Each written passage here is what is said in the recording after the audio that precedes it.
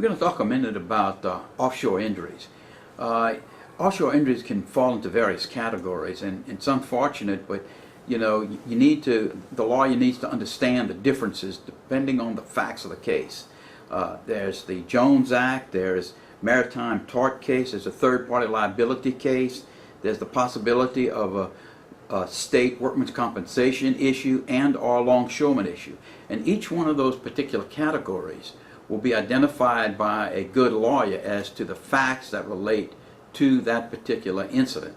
And it will be the particular law that's going to relate to the particular facts of the incident. So for instance, one may be injured offshore and not necessarily fall under the Jones Act case. The Jones Act case deals with seaman status. You got to be proven to be a seaman to be able to collect under the Jones Act.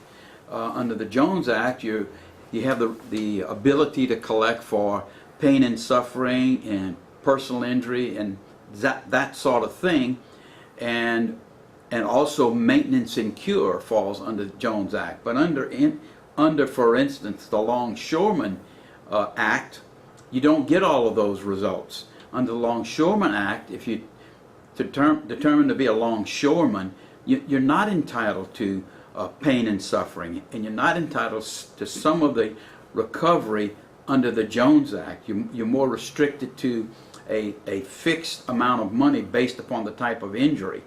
So longshoreman, for instance, is similar to Louisiana workman's compensation, and it's different from Jones Act. Maritime tort or third-party liability, one could be conceived to, for instance, work offshore, working for a company on a platform owned by, let's say, Exxon, and the individual is working for a service company, and that individual is injured on the job working in its work atmosphere, and a lawyer that doesn't understand may think that that individual that's hurt on that rig is restricted simply to, let's say, longshoreman benefits because he's working on the job.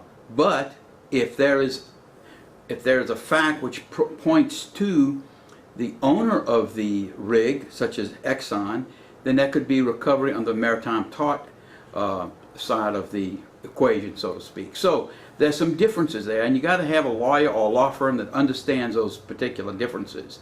And I can tell you, we have that expertise.